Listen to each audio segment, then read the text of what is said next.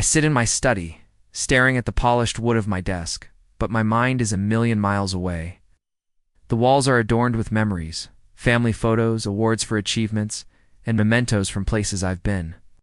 All markers of a life I've lived, with ambition, hard work, and sacrifice. And yet, despite all of that, I feel like the richest man in the world, yet utterly alone. I have over $50 million in my account. That's no exaggeration. My investments, my businesses, my real estate, they've all grown exponentially over the years. I've built a fortune that most would dream of. But none of it means anything when the ones you love most look at you like you're nothing more than a burden.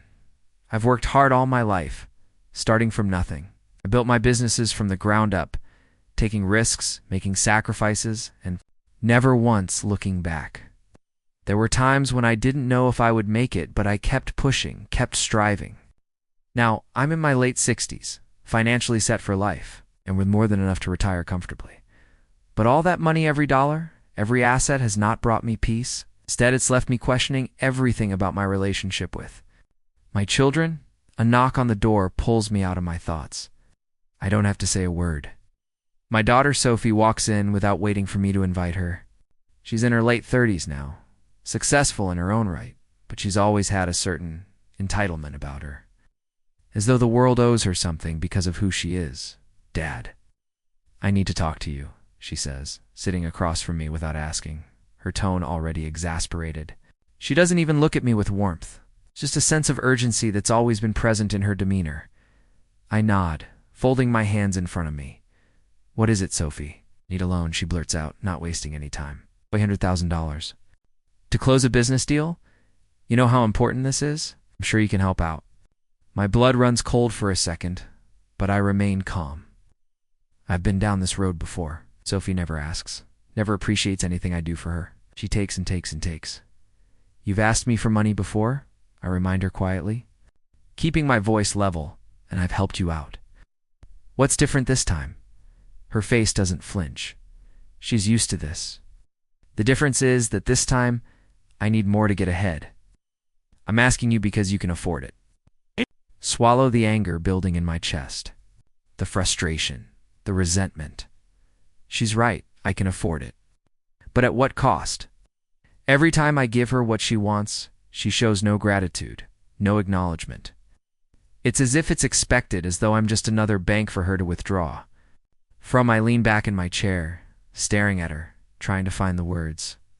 Sophie, I've helped you before. I've given you the money you needed for your ventures, but I've never asked you to appreciate it, to appreciate me. Just take, and move on to the next thing. What do you really want from me? Her eyes shift, like she knows I've caught on to the pattern, but she's too proud to admit it. What do you mean? I'm your daughter, Dad. You're supposed to help me. I've worked hard to get where I am. You've always taught me to be ambitious. I let out a sigh. Ambition is one thing, Sophie, but there's a difference between ambition and entitlement. You've never once asked if I'm okay, if I need anything. You've never tried to spend time with me unless there's something you want. I'm not just a source of money for you. I'm your father. She looks away for a moment, and I can see the familiar flash of guilt in her eyes. But it disappears as quickly as it came, replaced by the cold. Hard resolve that's become her shield. Fine, she says with a sharp edge. I don't need a lecture. I'll get the money elsewhere. I just thought you'd be willing to help. As she stands up to leave, I feel a pang of sorrow. I've watched her grow into a woman who is successful, yes, but also deeply detached. From the very people who helped her along the way, it's like the more money I have, the less she values me, the less she values family. She stops at the door, her hand resting on the doorknob. Out? And without looking back, she says, I'll call you later. And just like that, she's gone. The knock on the door doesn't come long after Sophie leaves. This time, it's my son, Michael. He's not much different from Sophie, except that he doesn't even try to hide his resentment. Michael's in His early 40s, married with children, and like Sophie, has his own business. He's always been the one who believes he can handle everything on his own yet. When it suits him, he comes running back for help. Dad, I need to borrow $150,000, Michael says. Without preamble, his voice tired and worn. I'm short. On cash for the new business project, it's a good investment. I feel my stomach churn. Dykel's approach is different from Sophie's, but the outcome is always the same. It's never about love. It's never about family. It's about what they can take from me. Michael, I start, trying to keep my tone steady. I've given you money before. Why can't you manage on your own? You've built your business, your life. Why are you asking me for this again? Not asking you for a handout, Dad? Michael snaps, his frustration bubbling to the surface. I'm asking for a loan, a temporary thing. I'll pay you back. I always do? You always do, huh? I ask, raising an eyebrow. How long have you been saying that, Michael? I'll pay you back. His eyes flicker for just a moment, but he quickly masks it. I'm your son. You owe me that much. I feel the weight of his words hit me harder than I expect. I owe you, I repeat, almost incredulously. I've given you everything, Michael. You and your sister. Everything I've worked for, I've shared with you. Now, you think you're entitled to even more? He goes silent, and for a moment, I almost think he'll apologize. But he doesn't. Instead, he lowers his head, as though resigning himself to the fact that I'm not going to just give in this time, you know? Michael, I say, standing up, you're right about one thing. I've got the money. I can afford to help you. But that doesn't mean I will. Not like this. Not anymore. The conversation ends with him leaving as quickly as he came. The door shuts behind him, and I'm left sitting in my study, overwhelmed by the bitter truth of my situation. I have $50 million in my account, but my children treat me like a beggar, as if I'm here to serve their every need. They've never once stopped to ask how I'm doing, how I feel. It's as though the more wealth I accumulate, the less I matter to them. And yet I continue to give. I've been a father, a provider, a mentor, but all they see is a source of money. It's not that I mind helping them out when they're in need, but I feel as though they no longer respect me, no longer care about me beyond what I can provide. I've given them everything, but I wonder, what am I getting in return? The next few days pass in a blur. I go through the motions of my day-to-day life, checking in on my investments, handling calls for my business partners, and occasionally seeing Sophie or Michael, but it all feels hollow. I've built a life that's successful beyond measure. But the cost of that success is beginning to show. The distance between me and my children is more evident than ever. Every time they speak to me, it's as if they're more interested in what I can offer than in what I am. I used to think it was just a phase, a part of their growing independence. But I've come to realize that this is who they are now. And the more I give, the more they take, but the less they value me. I decided to take a trip, something I hadn't done in years. I booked a flight to a secluded island, hoping that the distance and the quiet would help me reflect, to give me clarity on what had gone wrong in my family. I knew I needed something. To change your they needed to recognize me as a person, or I needed to stop giving. On the island, I spent my time sitting by the beach, watching the waves crash against the shore. The sun burned hot against my skin, but the heat didn't feel as oppressive as the weight I carried inside. I thought of how, in all my years of hard work, I'd always put my family first. I thought of all the sacrifices, all the times I went without, just to make sure they never had to. But now it felt like my children only valued me as a tool for their success. It didn't matter that I had given them everything, my time, my money, my attention. They still saw me as a bank account they could withdraw from whenever it suited them. On the third day of my trip, I got a call from Michael. I didn't even recognize the number at first. When I picked up, he sounded different than usual. "Dad, I'm sorry about the other day," he started. "I shouldn't have asked you like that, but we've got this new project, and it's big. I really could use your help. I'll pay you back, I swear. It's an opportunity for me to get ahead." I stayed silent for a long moment, letting his words hang in the air. It was the same tired speech I had heard 100 times before, but this time, something inside me snapped. I was done. No more. Michael, I said, my voice calm but firm. You've been saying the same thing for years now. You keep asking for money, and every time I give, I get nothing in return. No respect, no appreciation. You just expect me to hand it over because I have the money. It was silent on the other end. What are you saying, Dad? I'm saying that I'm done. You've taken enough from me. It's not just the money, Michael. It's the constant disrespect. It's the way you and Sophie treat me like a walking ATM. I'm your father, not your piggy bank. The words hit him harder than I thought they would. I could hear his breathing change, like he didn't know how to respond. Dad, I didn't realize you felt this way, he murmured. I didn't mean to.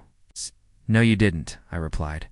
But you've been treating me like a means to an end for far too long. It's time for me to stop enabling this. I hung up before he could say anything more. For the first time in years, I felt a sense of control. It wasn't easy to do, but I was finally standing up for myself. The tears, the frustration, the years of being taken for granted, they were all starting to lift the next morning. I sat down at my hotel room desk, the ocean waves crashing just outside the window. I pulled up my accounts on my laptop and started thinking. If my children only saw me for my wealth, then maybe it was time for me to use it differently. I didn't need to give them everything anymore. In fact, I was starting to realize I didn't need to give them anything at all. I decided to change things, starting with my will. I had always planned to leave my wealth to my children, to give them a comfortable life when I was gone. But now I wasn't so sure. They hadn't earned it. They hadn't shown me the respect or gratitude I deserved. It wasn't just about the money, it was about the principle. They had taken everything I gave them for granted. It was time to teach them a lesson they would never forget. I rewrote my will that day, transferring a large portion of my estate to charity. The money would go to causes that mattered, things that I had supported over the years, but had never made public. I didn't need the recognition. I just needed to know that the wealth I had accumulated would go to something worthwhile. It would go to people who truly needed it, who would appreciate it. People who wouldn't take it for granted, who wouldn't treat it like it was their right. I still kept a large portion of my estate, but I made it clear that my children would not inherit it unless they earned it, and they had a long way to go before that could happen. I closed my laptop, feeling the weight of the decision settle in my chest. For the first time in years, I felt at peace. I had finally done something for myself. I had finally stood up to them, and I wasn't going to back down. When I returned home, I felt an unsettling calmness in my heart. I knew that what I had done wasn't just a decision. It was a turning point. A declaration of my own worth, of my decision to no longer be a pawn in the games my children played. The days that followed were eerily quiet. Michael didn't call, and Sophie only reached out for the usual superficial reasons, which I no longer entertained. I could sense the growing distance between us, coldness, an unspoken truth that neither of us wanted to address. But I knew. This was what needed to happen. Then, the storm hit. It started with a phone call from Sophie, one that came out of nowhere. I didn't recognize the number, but I answered anyway. Her voice was tight, almost trembling, as though she had been holding something in for a long time. Dad, I need to talk to you. It's important. I stayed quiet for a moment before answering. What is it, Sophie? I heard about what you did, she said, her words barely above a whisper. The will... you changed it. Hear her exhale shakily through the phone, and for a second, I almost felt bad, but I reminded myself that this was what needed to happen for things to change. Yes, I did. I've made my decision. There was a long pause. Dad, how could... You? She asked, her voice breaking. You can't just cut us off like that. We're your children. You're supposed to look after us. I shook my head even though she couldn't see me. I've spent my life looking after you, Sophie, but you and Michael, you've treated me like nothing more than a bank account. I gave everything to help you both, but I never got anything in return. Not even respect. That ends now. Her tone shifted. The anger, the frustration, the entitlement, all of it poured through. This is ridiculous. You're acting like we never appreciated you. You think we just take from you? You don't understand how much we've sacrificed too? We've worked for everything we have. Sacrifice? I repeated the word quietly, almost to myself. I've watched you both take advantage of me. For years, every time I helped, every time I gave, it was never enough. You expected more, and I let you, but not anymore. She was silent, the weight of my words hanging heavily between us. I could tell she was upset, but I couldn't bring myself to care anymore. This was what had to happen.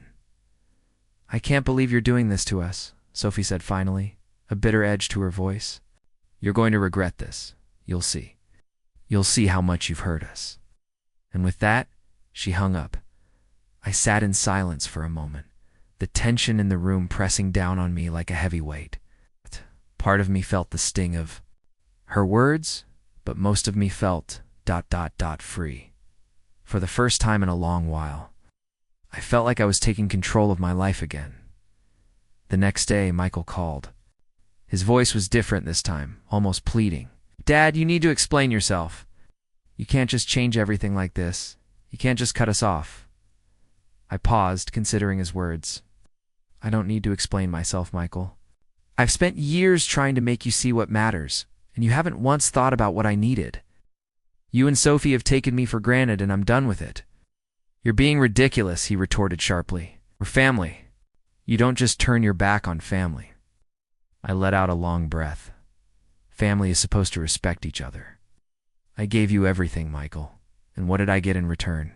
Lies. Manipulation. You've used me, and I'm not going to let that continue. There was a moment of silence before he responded, softer this time. But Dad, we need you. What are we supposed to do? I could hear the uncertainty in his voice, and for a brief moment, I almost softened. But then I remembered how they had treated me, and that moment quickly passed. I've spent years supporting you both financially. I've helped you build your businesses, put a roof over your heads, and even covered your debts. But where's the gratitude? Where's the respect? I don't know what to say, he muttered. I'm sorry, I really am. But can't you reconsider? Can't you just help one more time? I shook my head. No, Michael. This is the last time I'll be there to pick up the pieces for you. If you want to rebuild your life, you'll do it on your own. You've got the tools. You just need to learn how to use them. I hung up, my mind spinning with the finality of my decision. I wasn't going to change it. I wasn't going to go back to being the person they could walk all over, the person they could use and discard at will. I was done.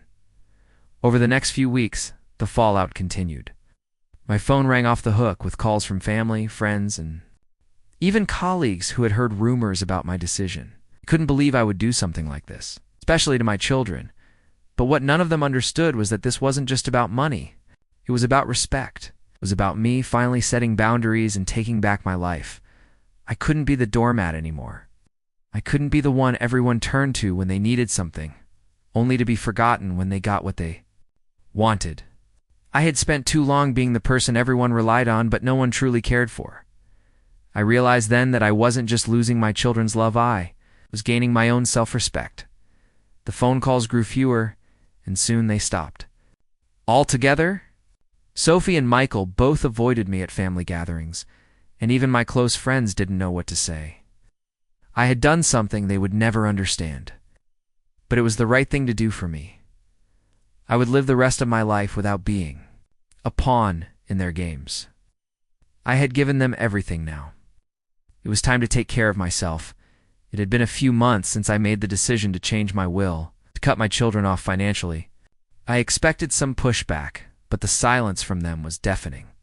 Michael and Sophie had not called.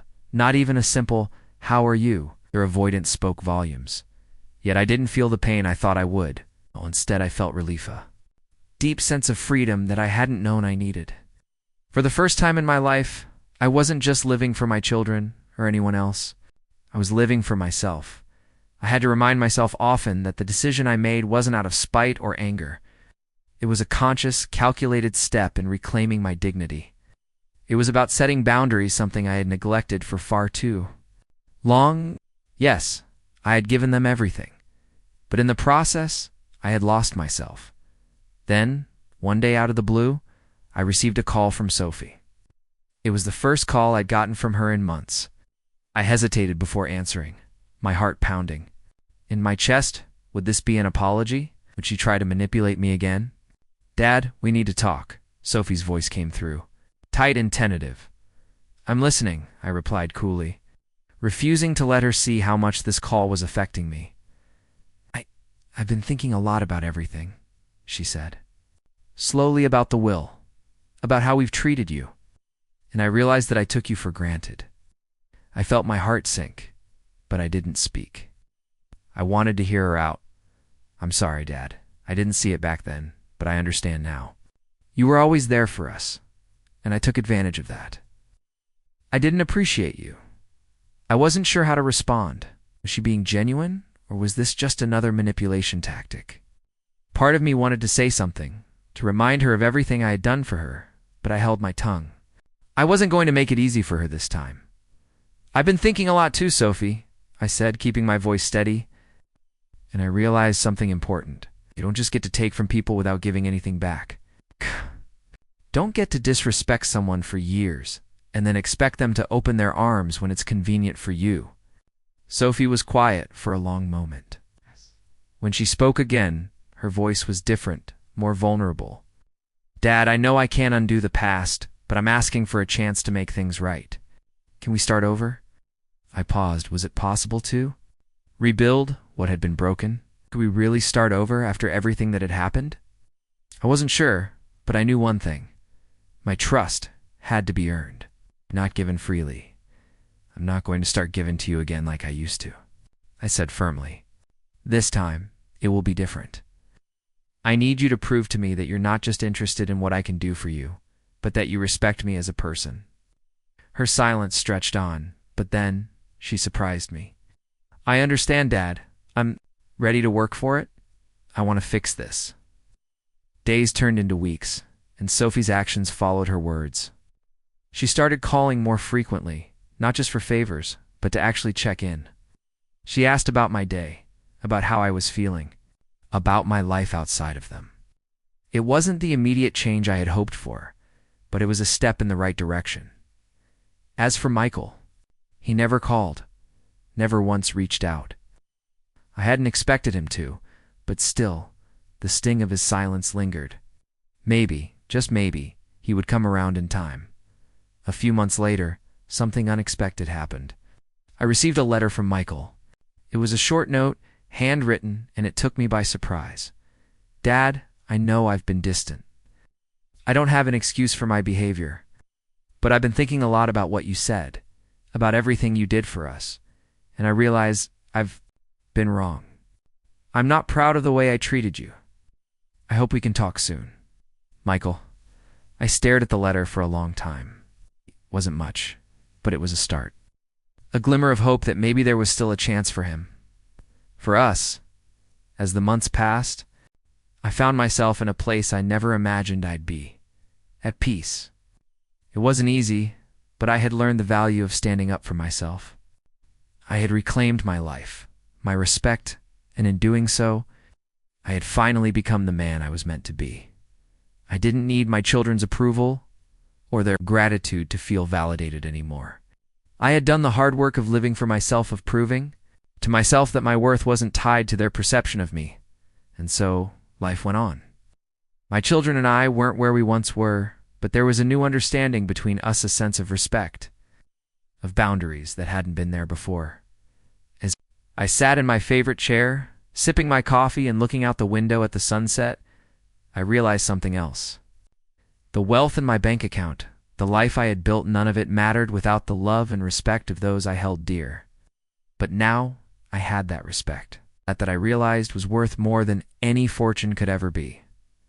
This wasn't just about the money. It was about finally making my children understand that I wasn't here to serve them. I was here to be their father, to guide them, but not to be their personal ATM. They had to earn my trust back, just as I had earned theirs. Future, whatever it might hold, was mine to shape now. And for the first time in a long while, I felt excited about what was to come.